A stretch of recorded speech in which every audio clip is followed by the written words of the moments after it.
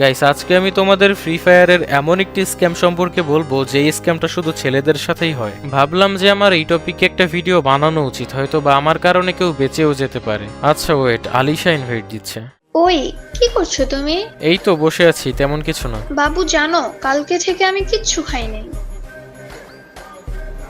হেই খানদানির ছেলে, ভালো হয়ে যা। ভাই